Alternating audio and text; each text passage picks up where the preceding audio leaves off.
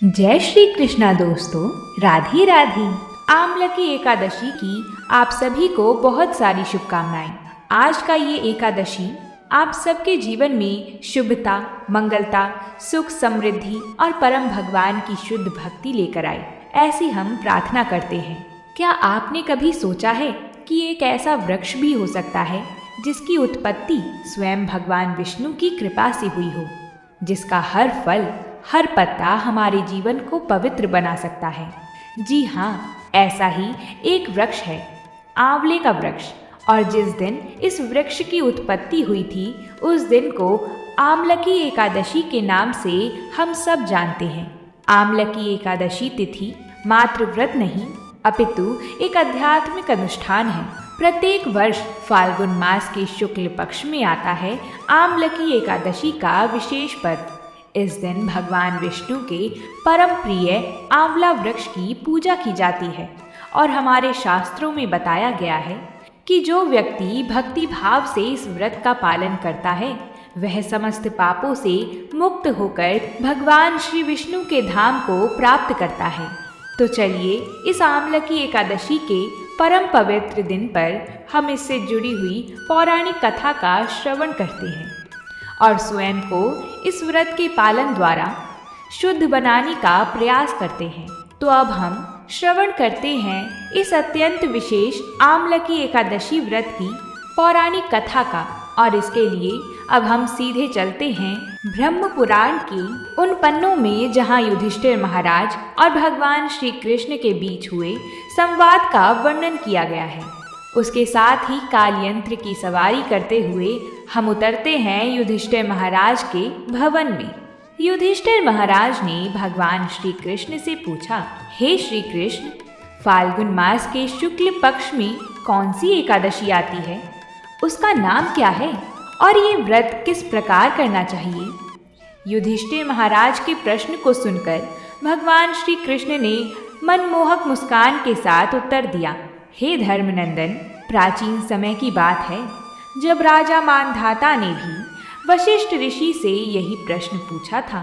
फाल्गुन मास के शुक्ल पक्ष में आने वाली एकादशी को आमलकी एकादशी कहते हैं और इस व्रत का पालन करने वाले व्यक्ति को आध्यात्मिक जगत की प्राप्ति होती है। इस प्रकार कथा के अंदर दूसरी कथा के ताने बाने को गूंथते हुए अब हम चलेंगे वशिष्ठ मुनि और राजा मानधाता के बीच हो रही संवाद की पृष्ठभूमि में। तो कहीं खोइएगा मत, ध्यान से सुनिए। वशिष्ठ ऋषि ने कहा, हे महाभाग, इस सृष्टि के प्रारंभ काल में भगवान श्री विष्णु के थूक से चंद्रमा समान बिंदु प्रकट हुआ। वह बिंदु जब पृथ्वी पर गिरा तो उसमें से एक वृक्ष उत्पन्न हुआ जिसे आम के नाम से जाना जाता है।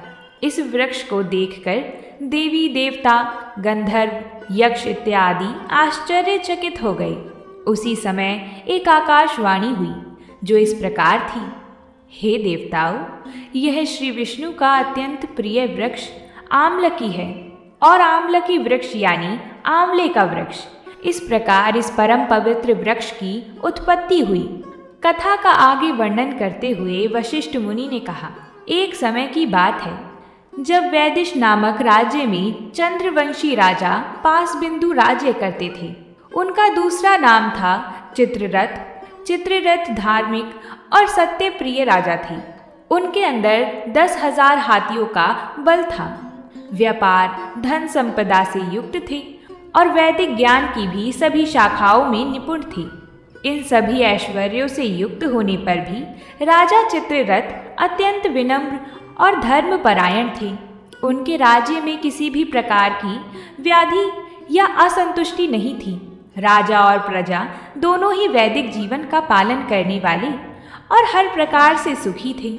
राजा स्वयं भगवान शिव की विशेष सेवा पूजा करते थे और मास की दोनों एकादशी का निष्ठापूर्वक पालन करते थे। एक दिन फाल्गुन मास के शुक्ल पक्ष में आमलकी एकादशी का परम पवित्र दिन आया। एकादशी के एक दिन पूर्व राजा ने समग्र राज्य में आमलकी एकादशी के महत्व को बताते हुए घोषणा की कि सभी नगरवासी निष्ठापूर्वक नियम अनुसार इस पवित्र एकादशी का पालन करेंगे। अब दूसरे दिन प्रातः स्नान करके राजा अपनी प्रजा के साथ भगवान श्री विष्णु के मंदिर में गए। वहां उन्होंने आमलकी या आंवले के वृक्ष का पूजन किया। राजा द्वारा इस वृक्ष को जल, उत्तम छत्र, स्वर्ण, हीरे, मोती, सुगंधित धूप, अगरबत्ती अर्पित किए गए और प्रार्थना की गई। उस दिन संपूर्ण रात्रि के दौरान राजा ने अपनी प्रजा के साथ उसी स्थान पर रहकर आंवले के वृक्ष की पूजा आराधना की और भगवान श्री हरि की लीलाओं का श्रवण तथा नाम कीर्तन किया। उस समय पशुओं की हत्या करके अपने परिवार का पालन पोषण करने वाला एक अत्यंत क्रूर और पापी शिकारी उस स्थान पर आ पहुंचा। पशुओं का पीछा करते हुए थकान से ग्रस्त उस शिकारी ने उसी स्थान पर थोड़ा विश्राम करने का निर्णय किया। जैसे ही वह उस पेड़ के नीचे गया तो उसने देखा कि राजा अपनी प्रजा के साथ आमलकी वृक्ष की पूजा कर रहे हैं। यह देखकर उसे बड़ा आश्चर्य हुआ।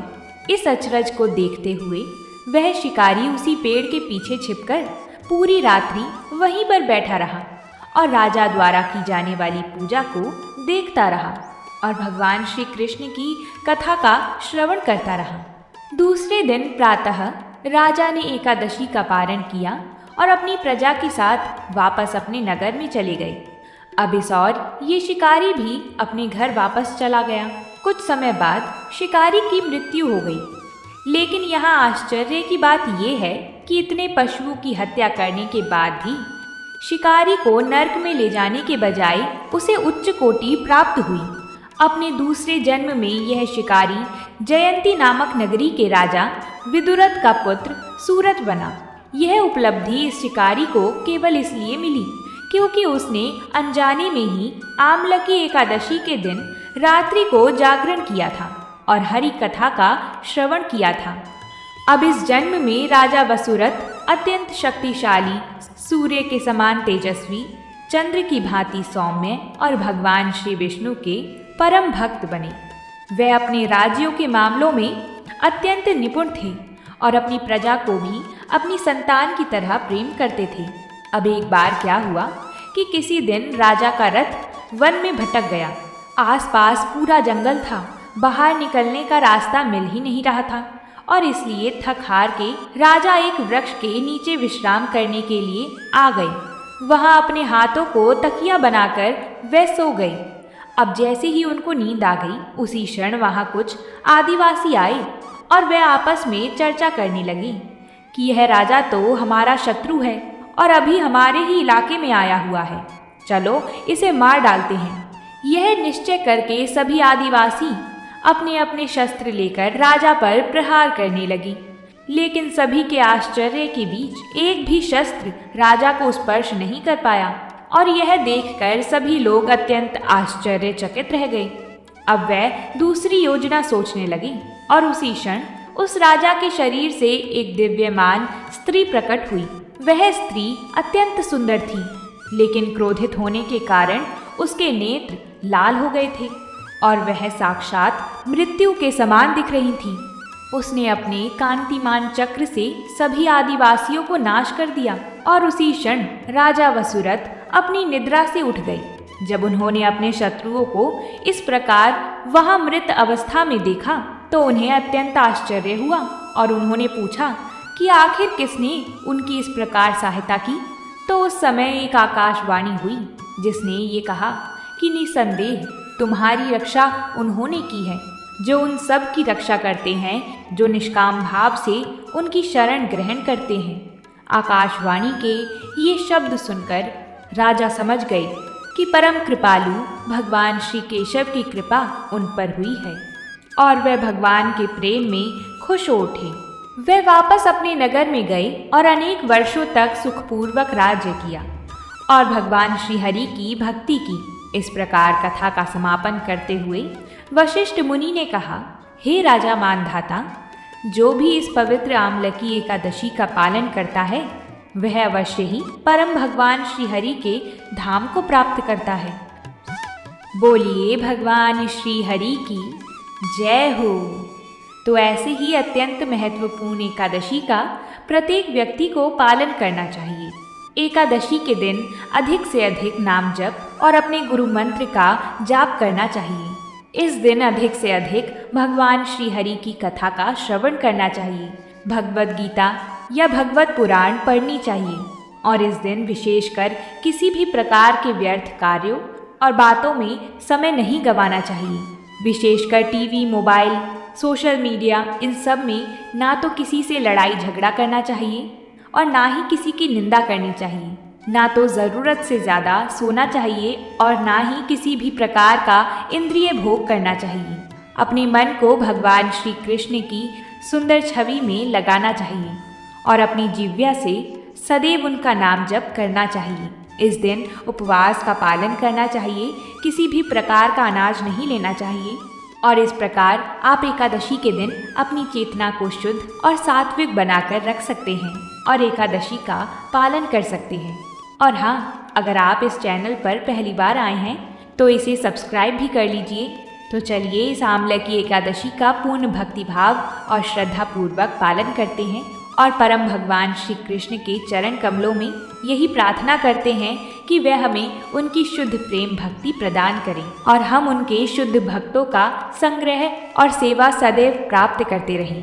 हम फिर मिलेंगे आपसे एक नई कथा के साथ। तब तक के लिए प्रेम से बोलिए हरे कृष्णा, हरि बोल।